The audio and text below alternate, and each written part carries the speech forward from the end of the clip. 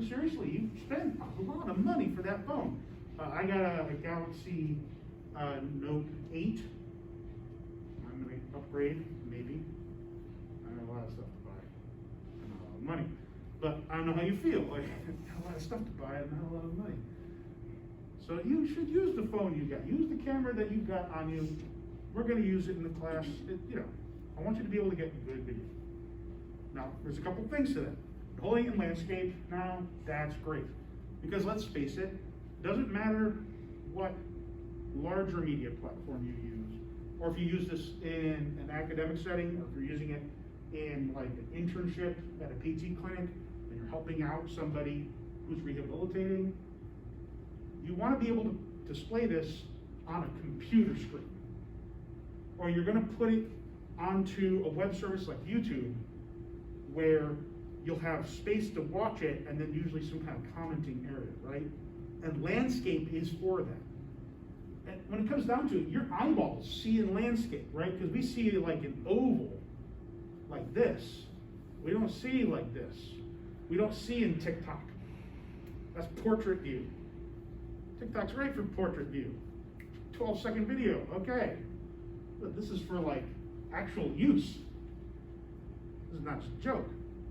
So we get it in landscape, good.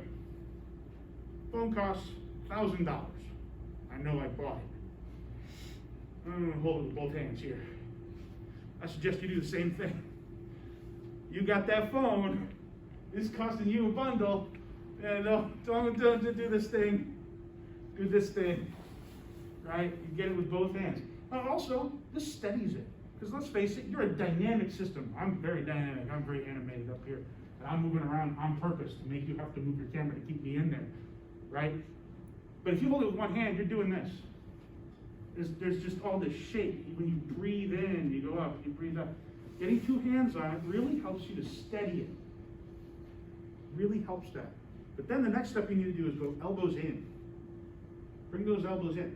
This is the same technique you're going to use working with a digital camcorder, right? Two hands on it gives you the stability. Get your elbows in so that you're not fluctuating. You want your elbows in. Okay, so now I've got a much better, much smoother apparatus going on right here. I'm able to record some video.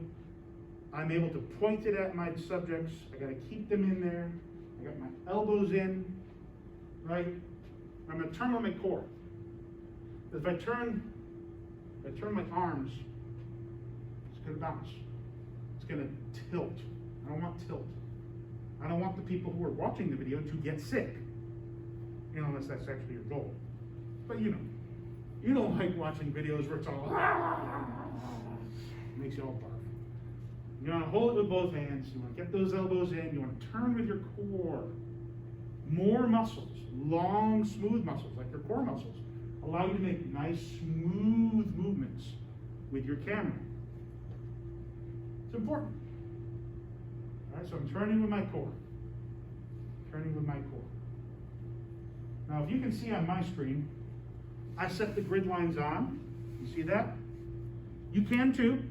It's in the camera's operating functions and settings. Right? There's those little grid lines.